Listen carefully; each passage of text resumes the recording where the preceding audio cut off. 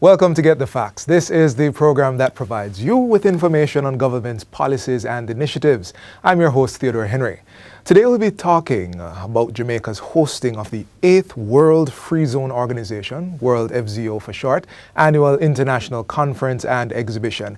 It will be held at the Montego Bay Conference Center in June. And here to talk with us about this organization and how Jamaican businesses can engage and benefit from the conference and exhibition is Minister of Industry, Investment and Commerce, Senator Aubin Hill, as well as the Deputy Co-Chair of the Local Organizing Committee, Mrs. Sanvia Martin Bailey. Minister Hill, Mrs. Martin Bailey, welcome to Get the Facts. Pleasure to be here. Thank you, Theodore. Let us jump right into the questions. Minister Hill, I'm going to start with you. Sure. Before we go any further, can you give us a synopsis of what is the World Free Zone Organization? The World Free Zone Organization, Theodore, is comprised of about 150 countries. I say about because they're always building onto it. And there are probably about, many people don't know this, about 3,500 free zones around the world. Ah. The mothership, of course, is Dubai. It's headquartered in Dubai. Right. And we are very privileged to be in the position to be hosting this conference from June 13th to 17th this year. I'm going to ask you a bit more about the hosting, or rather, I'm going to ask Lady Martin That's the lady. Bailey about that. But what are the objectives of the World Free Zone Organization? The objective is, as I said, there are 3,500 of them around the world. Started off in a big way in Dubai. Right. Dubai is a desert country, lived in the Middle East for 21 years. Yes. So I know the place. You couldn't believe that you'd have what you have in Dubai. True. When they started 25, 30 years ago, when Sheikh Mohammed bin Rashid started.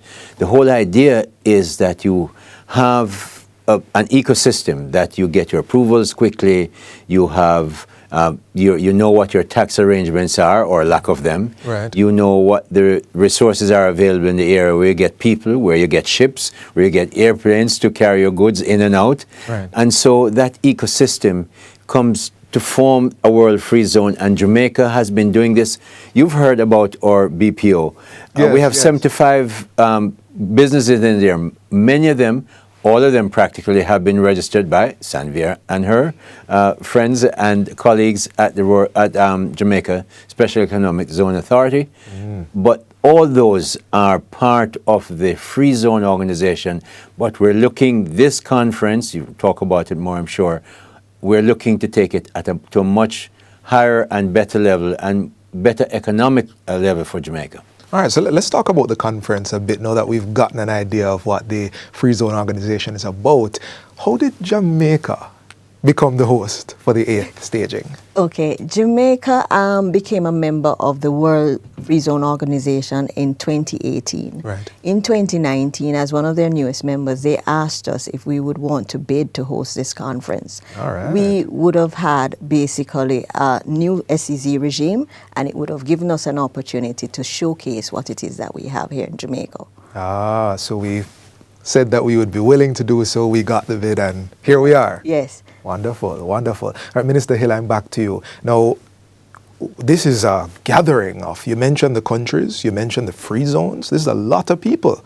Listen to me, we have people coming from Swaziland. Yes. We have people coming from Nigeria. We have people coming from Dubai, But Morocco. what sort of people? All these are free zone operators. These are not, we're not talking about tourists. They're going to be tourists as well. Right, because right. they're coming to Jamaica. Right. But they are free zone operators, investors, people of influence and means, which is really, after not having a big conference here after the pandemic, the World Free Zone Organization is now extremely happy that when we bid in Barcelona, we won, because they have a destination that people want to come to after the pandemic. We're in a destination that is open, and we have a country we want to show, and a Special Economic Zone Authority with business opportunities and investment opportunities that we want to show. So it's a symmetry and a synergy that is fantastic for both the World Free Zone Organization and the Jamaica Special Economic Zone Authority. Wow, wow. Open to do business and also vacation as well. Yes. We are going to talk a bit more about those business opportunities, but the conference is being hosted at the Montego Bay Conference Center, I understand, under the theme Zones, Your Partners for Resilience, Sustainability and Prosperity.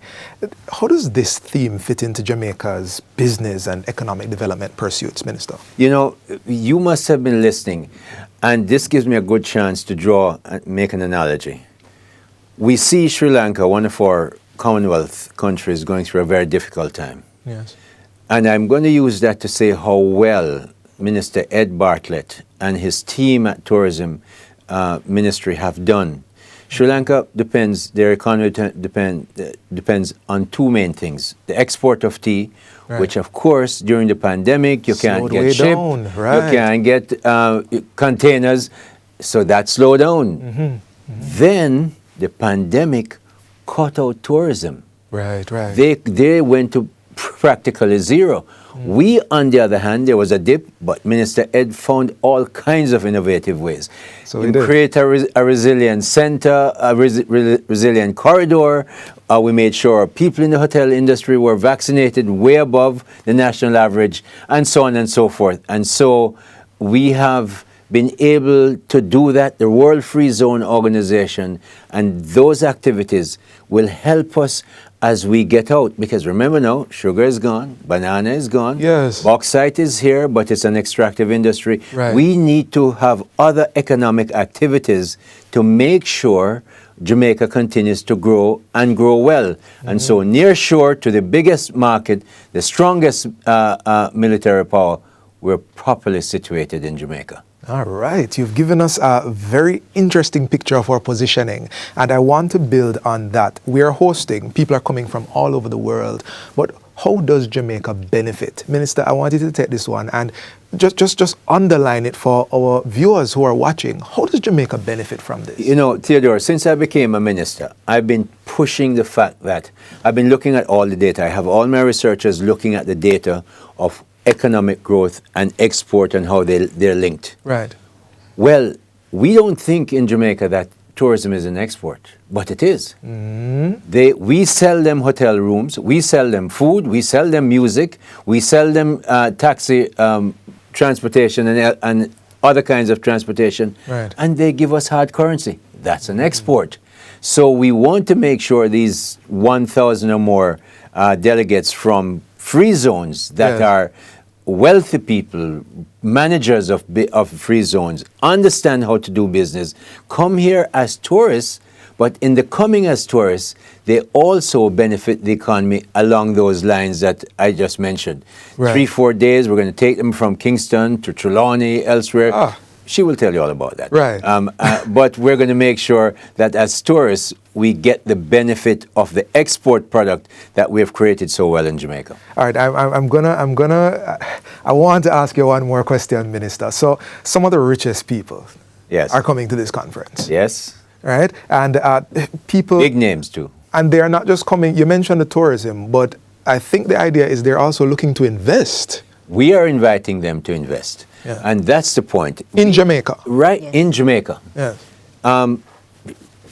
Sandra will give you a little bit more details, but the big picture is we have 1,000 acres of land in Caymanas that we're looking to have a developer, investor, put it together. The government is going to bring the utilities to the gate, water, electricity, that kind of stuff, broadband stuff. Inside, they're going to cut it up, put it together, but they're going to get benefits from it. We're going to give them a 50-year lease. During that 50 years, whatever profits they make inside, they will not have a tax. The things that they bring in to build out, right, we won't have any duties on it. Anything they take out of there, they can't sell in Jamaica, but anything they take out, no duties on it. Dividends that they make from developing the place and from managing it well, no taxes on it. So it's a great incentive. Well, why are we doing that? Because the more they develop, the more businesses they get inside there, the more Jamaicans get employed. The BPO sector, when we started this some years ago, was a little bit.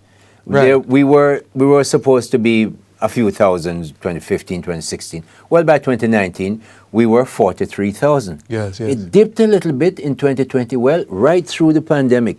It's the fastest growing sector in Jamaica. We're now 52,000 Jamaicans working in there. Theodore, I met Jamaicans that are working there for 5, 7, 10 years. They start with keyboarding things. They're now managers. They get their bachelors, they get their masters, and it's a real serious career. You know, I want to, we're going to go to our break very shortly, Right. but Lady Martin Bailey, I want to bring it back in because the minister has spoken about the general investments, and I want to know if there are any particular investment opportunities that we'll be showcasing during the conference. And she has. So, yes, Theodore, thank you so much. So there are a number of projects that we have, proposed projects, that are all based on the SEZ regime, and they're projects that are related to various clusters. So one of them, Minister mentioned earlier, the Cayman Special Economic Zone. That's one project that will be showcased. We'll showcase it early in the week. Then there are other projects along the way. There are a couple of them in Trelawney.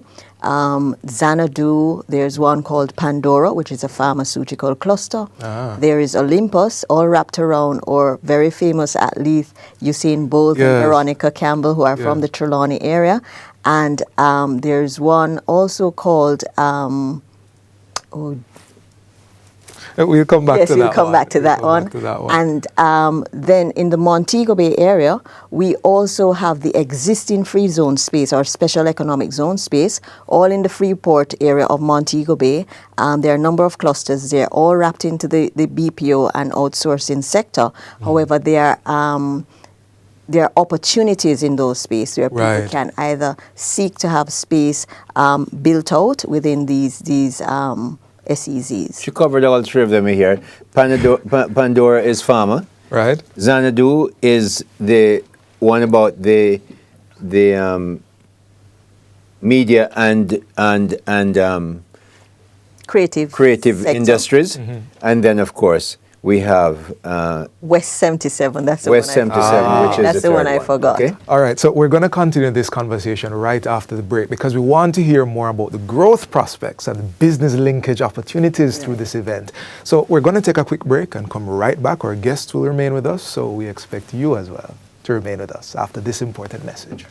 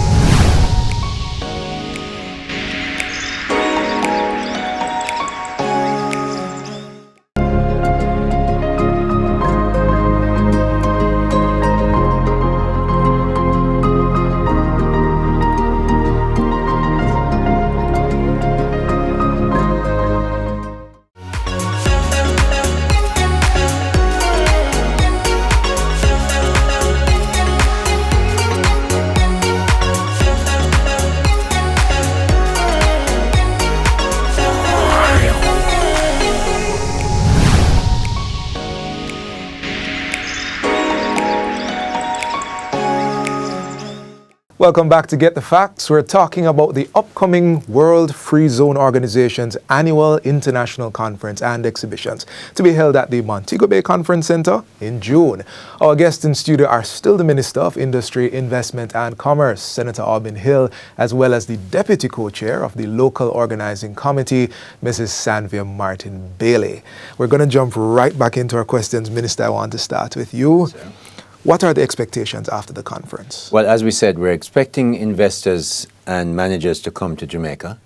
The expectation is clear that we want to build our free zone, and we want people who are in the area or especially farther afield to say, look, I want to be near the biggest market in the world. Right. And Jamaica is a place I don't have to worry with all the laws and rules over in that big economy. Come to small Jamaica. We have English law. We have easy currency, no currency restrictions. 1.5 million people in the Kingston area, Kingston, Portmore, St. Catherine area. Right. Many of them young and trainable. So we want people to see that, what we expect afterwards. And you don't get people just open their wallet because they come once. Right. You have to follow up and follow up Keep and coming. then and keep coming, and then one day they invest. So it's a process, but we start the process with a really good conference and good showpiece, and then we get them back to invest. The game plan has been laid bare. All right, Lady Martin Bailey, I'm going to come to you now about the conferences program. Yes. Now, you've mentioned some things that will happen already. We've talked about the investments, but what about our trademark fund side, Brand Jamaica? Okay, there's a lot of that infused in the program, Theodore. This year, Jamaica celebrates its 60th anniversary, and so we're working with the Ministry of Culture to have it culture all infused through the program. So we'll start the Monday afternoon with a welcome reception, and that's one of the nightly events. There are two other nightly events. The second night is a gala event, or soiree as we've been calling it. Fancy. And there are a number of Jamaican acts who will be there, whether it be steel bands, whether it's dancing and showing all the different rhythms of our country. Nice. And on the final night, or the final social event, will be a beach party, a Let Your Hair Down party for our attendees, and this will be on the Wednesday night. So it's a bring your wallet. Yes. It's a see Jamaica. Yes. It's a look for the opportunities and play a little bit. Absolutely, have fun. All right. We are just about out of time. Minister, I'm going to ask you, there are many local business people who are watching this program right now. Perhaps some of the investors are even watching. The next minute or so, just make a final statement, a final appeal, an invitation, what have you. The floor is yours. This is a chance for Jamaican businesses to step forward and say, look, we have an international board, a whiteboard that we can paint on, and what we must paint on it. Our social side will be taking care of the music and the food and so on. The business side must say, look, Jamaica is ready for business. And this ministry will be saying, we are the Ministry of Business. But we want the local businesses, the big ones especially, and small ones too, to say, look, this is our country. We want to partner with you. We're going to invest, but we also want to make sure we have markets in your area. The business people must step up, get booths in the convention center, sponsor where you must sponsor, step up to the plate, because this is unusual to have so many important, wealthy, prospective investors in Jamaica and prospective partners for you to say, look, let us join together, let us join your markets, and incidentally, Jamaica has very good products and good business practices. All right. From Kingston to Trelawney to Montego Bay, Jamaica is open for business. It's been an enlightening discussion, and we look forward to the successful staging of the AICE 2022 and the realization of new investment and economic growth, which you are invited to be a part of. This has been Get the Facts. Our guests were Minister of Industry, Investment and Commerce, Senator Aubin Hill, as well as the Deputy Co-Chair of the Local Organizing Committee, Mrs. Sanvia Martin Bailey. For more information on the AICE 2022, visit www.aice.com. And until next time, when Get the Facts brings you, as always, more important information, I'm Theodore Henry. Thanks for watching.